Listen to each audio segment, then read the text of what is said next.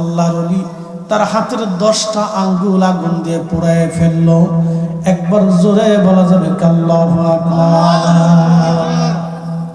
তেলের গাড়ি তেলে চলে,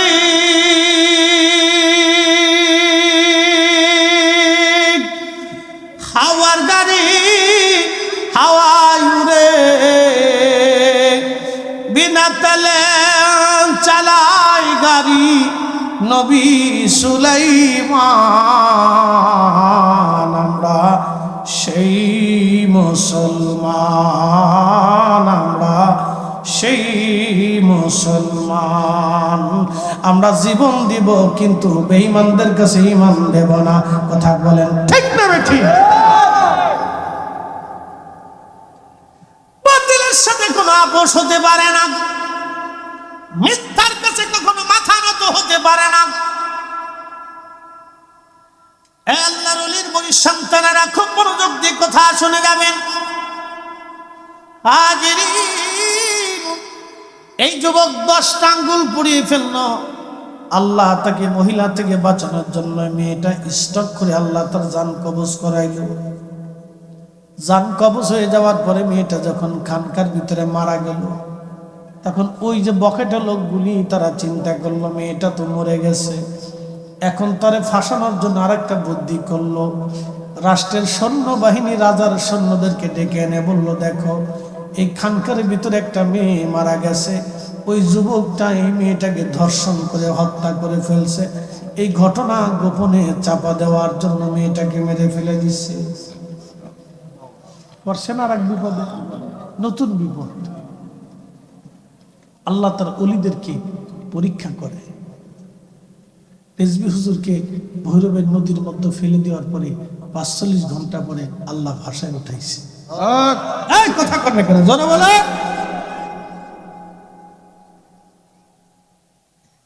বুঝতে হবে। হাজিরিন খুব মনোযোগ দিয়ে কথাগুলি শুনে যাবে না। আল্লাহর বান্দাকে আল্লাহ নতুন করে বিপদের মধ্যে ফেলে দিলেন। রাজার সৈন্যরা তাকে ধরে নিয়ে গেল, রাজ দরবারে বিচার বসবে। রাজা ডাক দিয়ে বলল, যুবক তোমার খানকার ভিতরে সে মার্ডার হয়েছে, মারা গেছে, মৃত্যু হলো খানকার ভিতরে। লোকেরা বলতেছে তুমি তাকে দর্শন করেছো এবং হত্যা করে ফেলছো ধামা চাপা দেওয়ার জন্য। আমি রাজা, আমি জানি তুমি বুজুর্গ, কিন্তু যুবক শোনো, বিচারক সব সময় বিচার করার জন্য তিনি সাক্ষী তলব, সাক্ষীর মাধ্যমে তিনি বিচার করেন। যার কাছে সাক্ষীর ওজন যত বিরাট তার পক্ষে বিচার চলে যাবে। মহিলা মারা গেছে এটা সত্য, তোমার খানকার মধ্যে মারা গেছে এটা সত্য। যুবক রে, আমি জানি তুমি বুজুর্গ, আমি এটাও জানি তুমি হত্যা করো নাই, কিন্তু জানা সত্ত্বেও তোমার পক্ষে কোনো সাক্ষী না থাকায় আমি তোমার বিরুদ্ধে রায় দিলাম মৃত্যুদণ্ড। যুবক ডাক দিয়ে বলতেছে, বাচ্চা মৃত্যুদণ্ড আপনি আমাকে দিয়েছেন, ঠিক আছে মেনে নিলাম, কিন্তু আমার কি একটু সময় দেওয়া যাবে? বলে কি সময় চাও?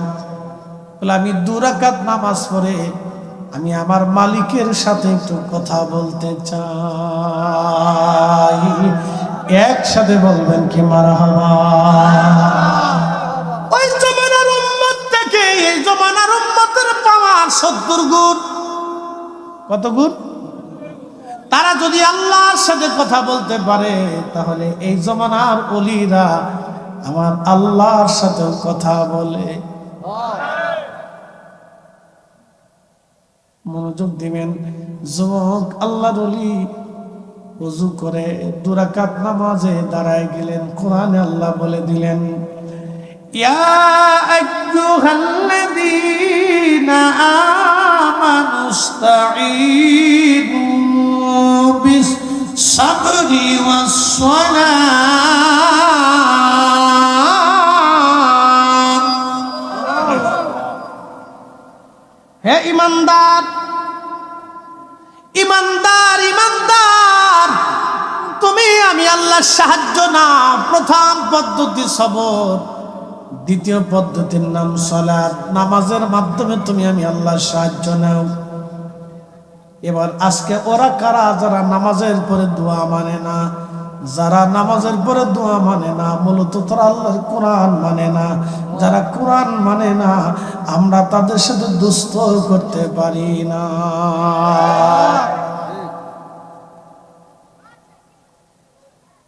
তাদের সাথে বন্ধুত্ব হতে পারে না। আচ্ছা বলেন তো, একটা লোককে আপনি খুব আদর করেন, খাওয়ান, খরচা করে, এখন সে আপনি মরে গেল দোয়া করলো, তো তার সাথে বন্ধুত্ব করে লাভ কি? হ্যাঁ, তো হেতারে খাওয়ানো সেটা তো কুত্তা খাওয়ানো ভালো।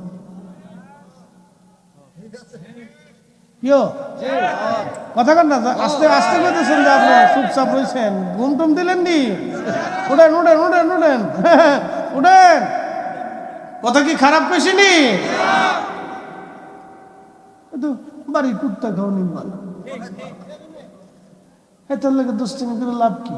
যে আমার মরার পরে দোয়া করতো না, হ্যাঁ তার সাথে দুষ্টামি করে আমার তো লাভ নাই। বিফল বিরহ বিফল বিফল।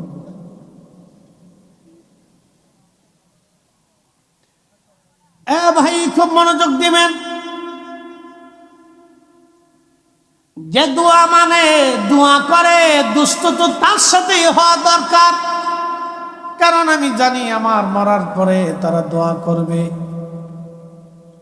একটা কথা মনে রাখবেন, তরিকতপন্থী যারা তারা ভাইরা, তরিকতের ভাইরা মারা যাওয়ার পরে তারা দোয়া করে। মাহফিলে দোয়া হয়, মিলাদে দোয়া হয়, ফাতেহায় দোয়া হয়, কোরআন খতমে দোয়া হয়, কবর জিয়ারতে দোয়া হয়, শুধু দোয়া দোয়া দোয়া দোয়া দোয়া। আর যেটা দোয়া মানে না, কবরে দিয়ে চলে আসে, কয় যা করার তা ওর জীবনে হবে, দোয়া আর চলে না গো চলে না। এটার সাথে দুষ্টমি করে কোনো লাভ নাই।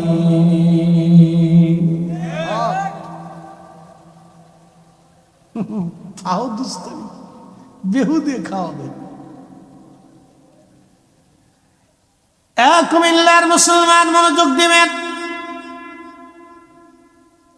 আল্লাহর বান্দা 2 রাকাত নফল নামাজ পড়ার পরে খোদার দরবারে হাত বাড়ায় দিয়ে বলেন, হে রব, আমি জানি আমি তো জেনাও করি নাই, ওই মেয়েটাকে মারিও নাই। আল্লাহ, আমার তো বিশ্বাস আমি যেটা অপরাধ করি নাই, অবশ্যই তুমি আমাকে সেই অপরাধের শাস্তিও তুমি আমাকে দিবা না। আল্লাহ, মৃত্যুকে ভয় পাচ্ছি না, আমি মারা যাব, তাতে আমার কোনো চিন্তা নাই, কারণ আজ হলেও মরবো, কাল হলেও মরবো, ফাঁসির কাছেতে ঝুলেও মরবো, সাপের কামড়েও মরবো, রোগেও মরবো, শোকেও মরবো, আজও তো কাল মরবই। রব্বুল আলামিন, মৃত্যু নিয়ে আমার কোনো চিন্তা নাই, কিন্তু চিন্তা আমার একটা, আমি এই সময় যদি মারা যাই তাহলে আলেম আবেদ ওলিদের কলঙ্ক হয়ে যাবে, কারণ আমি বুজুর্গ, আর লোকেরা বলবে এই লোকটা ভণ্ড, সে জেনা করে একজন নারীকে হত্যা করে ফেলছে। রব্বুল আলামিন, আমারে কোনো আবেদ আলেম ওলির কলঙ্ক বানাইও না আল্লাহ। আল্লাহ, আমারে কোনো আলেম আবেদ ওলির কলঙ্ক বানাইও না আল্লাহ। আল্লাহর দরবারে দোয়া করতে লাগলো, কথা বলতে লাগলো আমার মালিকের সাথে। আমার মালিক আমার আল্লাহর সাথে সাথে দোয়া কবুল করে নিলেন। একসাথে বলবেন না সুবহানাল্লাহ? কবুল করার সঙ্গে সঙ্গে ওই মেয়েটা জিন্দা হয়ে গেল। কি হয়ে গেল? জিন্দা হয়ে গেল।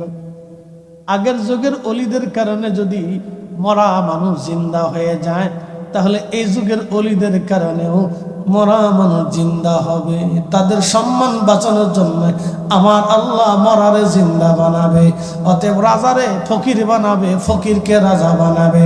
আল্লাহর অলিদের গায়ে যারা হাত দিতে চায়, আল্লাহর অলিদের দরবার মাজার যারা ভাঙতে চায়, তাদের জন্য আগামীর বিরাট বড় শনি সংকেত, কপালে শনি লেগে যাবে। কথা কন না কেন? ঠিক কিনা? কপালে কি লাগবে? শনি লাগে।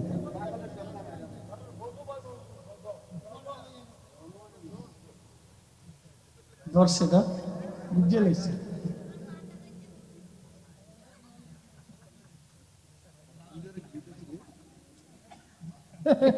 কি রে, তুই ঘুমাইস নে? বাপরে, কত বাজে? 1:30 বেজে গেছে, এখনো ঘুমানে। মুসলিম খুব কড়া। ওরা আগামীকাল ওরাই থাকবে, আমরা চলে যাব। ওরাই পতাকা নিয়ে, ওরাই জমিনে সুন্নিয়তের ঝান্ডা নিয়ে থাকবে, আমরা কবরে চলে যাব। কথা কোন ঠিক কিনা?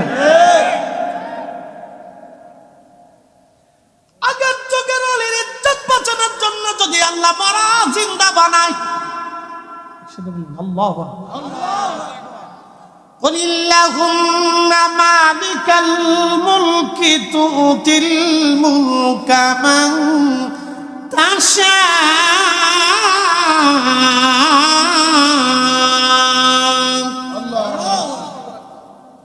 হুজুর আপনি বলে দেন, तमाम মুলকের মালিক আমি আল্লাহ, আমি যাকে খুশি তাকে মুলকের মালিক বানাই, রাজত্ব দিয়ে দেই। যার কাছ থেকে খুশি আমি আল্লাহ রাজত্ব ছিনাইয়া নেই।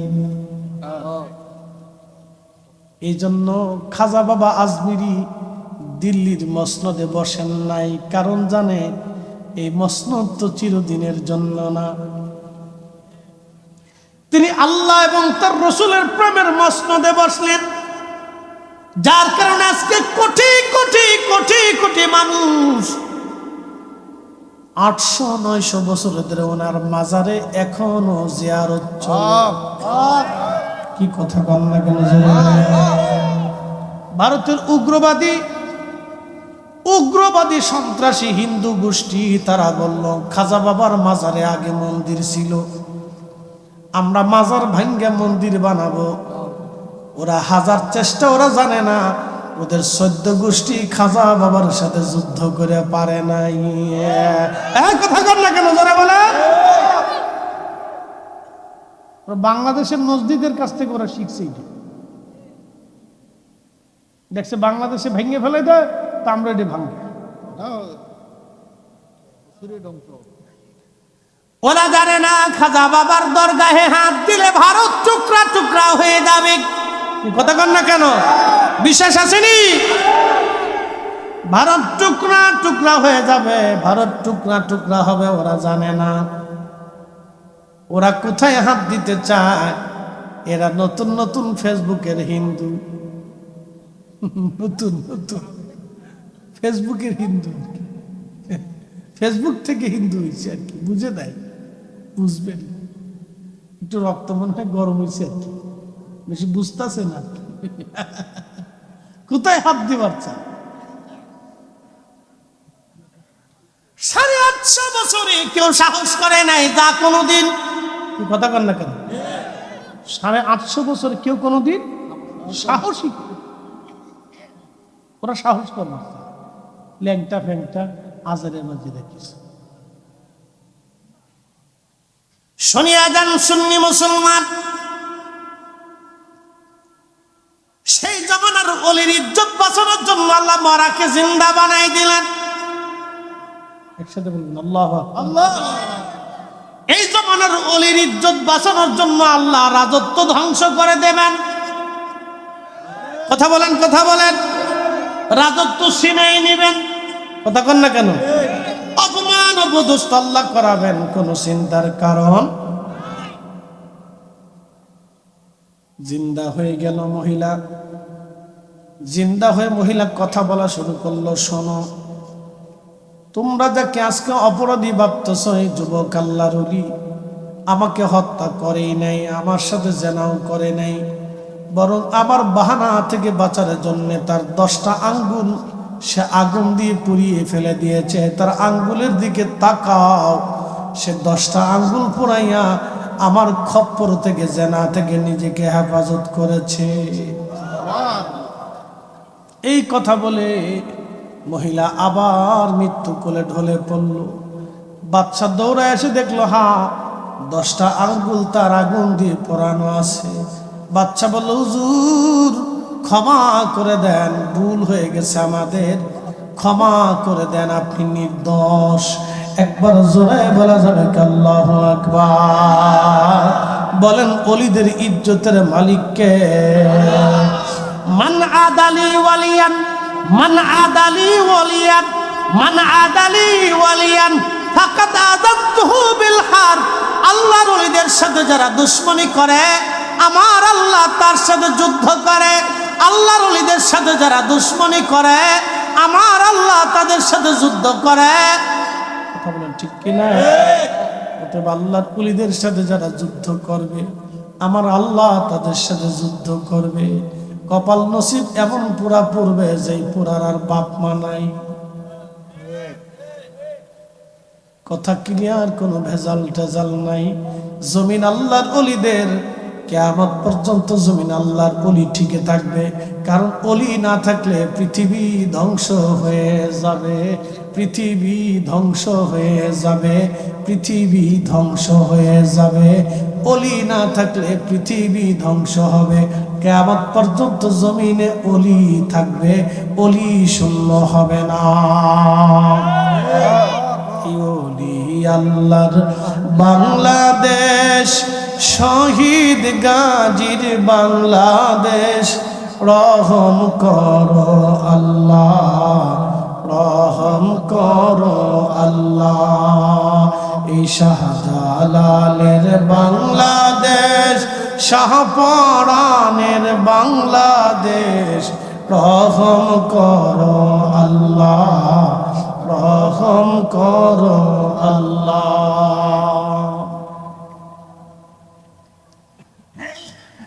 কুমিল্লার মুসলমান খুবই মনোযোগ দিয়ে শুনিয়া যাবেন।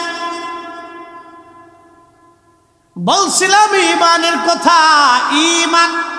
আল্লাহ বললেন, হাবিব আমার আয়াত সমূহ আপনি তেলাওয়াত করে শোনাবেন। আরো একটা কাজ আপনাকে দিলাম, আয়ুযাক্কিকুম ওয়া ইউআল্লিমুকুমুল কিতাবা ওয়াল হিকমা। আপনি উম্মতকে পবিত্র বানাবেন। আচ্ছা বলেন, রাসূল যদি, নবীর আব্বা আম্মা যদি কাফের হয়, তাহলে আব্বা আম্মা কাফের হইলে আল্লাহ বলেন ইন্নামাল মুশরিকুনা নাজাসুন, প্রত্যেক মুশরিকরা হলো নাপাক। তাহলে আমার নবী হলো পাক, নবীজির আব্বা আম্মা দুজন নাপাক হয়ে যাবে। আর আমার নবীকে কোনোদিন আমার আল্লাহ নাপাকির মাধ্যমে দুনিয়াতে আনে নাই, কারণ নবী নিজে পাক। আল্লাহ পাকের মাধ্যমে নবীকে নিয়ে আসছে, পাক বাবা মার মাধ্যমে নবীকে আল্লাহ পৃথিবীতে আনছে। অতএব রাসূলের আব্বা আম্মাকে যারা নাপাক বলবে, কাফের বলবে, ওরা এই জমানার ইহুদিদের দালাল। কোন সন্দেহ? সন্দেহ হতে পারে? এরকম বহু নাফরমান বাংলাদেশে জন্ম হয়েছে, বহু নাফরমান হয়েছে।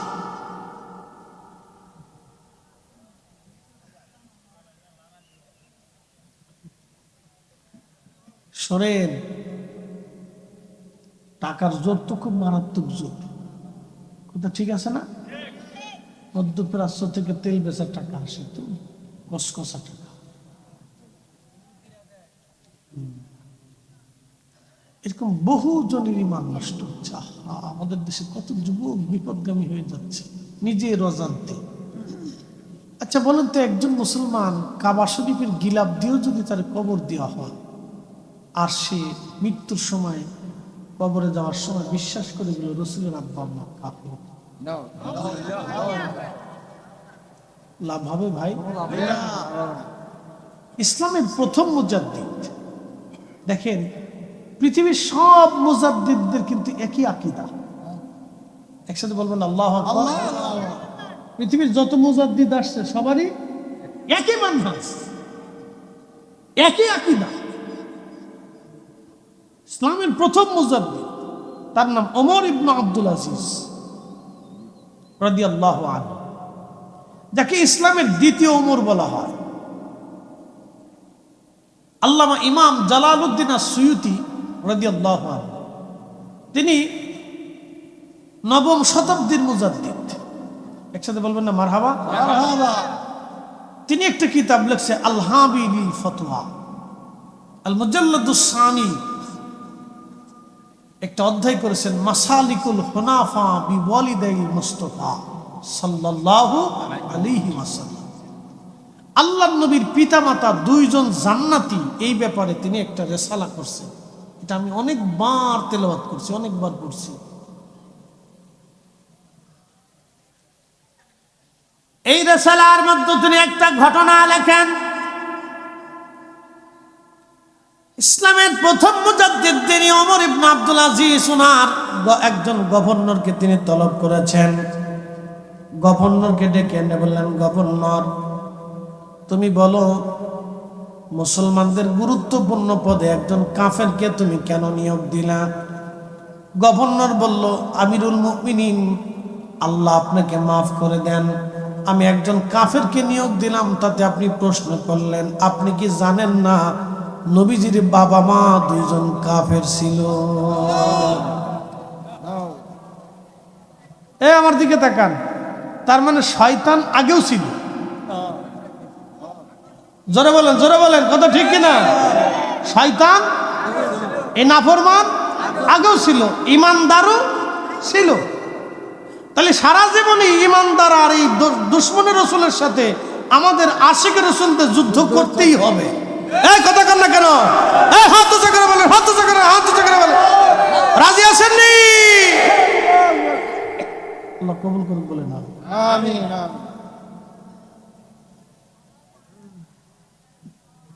ঠিক ওমর ইবনে আব্দুল আজিজ ইসলামের প্রথম মুজাদ্দিদ, তখন শুধু একটা শব্দ করলেন, আহ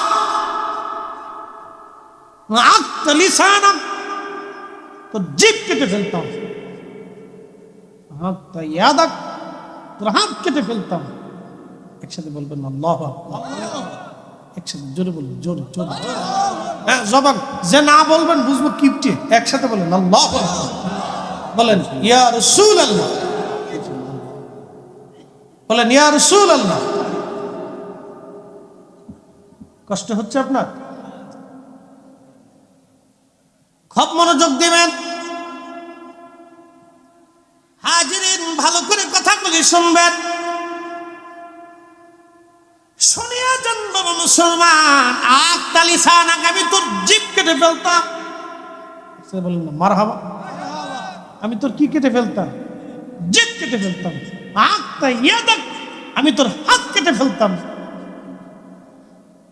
আচ্ছা, আপনারা এখন বলেন, ইসলামের প্রথম মুজাদ্দিদের ঈমান কত মজবুত।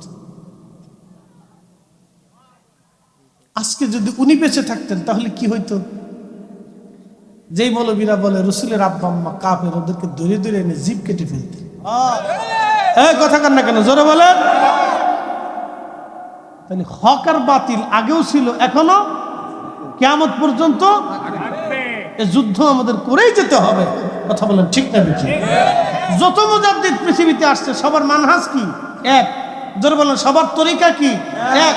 সবার আকীদা কি? এক। ইশকে রাসূলের বেলায় এরা কাউকেই কখনো ছাড় দেয় নাই। সাথে সাথে ওমর ইবনে আব্দুল আজিজ বললেন, দূর হয়ে যা বেঈমান, নাফরমান, তোকে গভর্নরি পদে আর রাখাই যাবে না। যে আমার গভর্নরের ভিতরে এরকম নাফরমান আছে, দূর হয়ে যা, দূর হ, দূর হ। যার কারণে গত সৃজন রে দেখো রসূর্য তারা শূন্য ভরে। যারা আমার পীর মুর্শিদ বলতেন, যার কারণে গত সৃজন রে দেখো রসূর্য তারা শূন্য ভরে। আসে অচল নিশ চলে ধরা ধরে, নবী পদবিনে ভাব সবই মিশে। আমার নবীর কদম ছাড়া সব মিথ্যা। কি কথা কন না কেন? আমরা আমার নবীর সাহাবীরা রসূল দেখে ঈমান আনছে। হযরত আবু বকর আল্লাহ আগে দেখে নাই, আবু বকর আগে নবী দেখেছেন, নবী চিনেছেন। আম্মা জান খাদিজা আল্লাহ আগে দেখে নাই, আগে নবী দেখেছেন, নবী চিনেছেন। নবী দেখে দেখে সাহাবীরা ঈমান আনছে, নবী দেখে দেখে সাহাবীরা ঈমান আনছে। অতএব আমরাও রাসূলের কদম আমরা ছাড়ব না। ওই নবীর শানকে ছোট করে দেখলে আমরা মানব না, মানব না, মানব না। কথা বলেন ঠিক কিনা? লা ইলাহা ইল্লাল্লাহ জোরে লা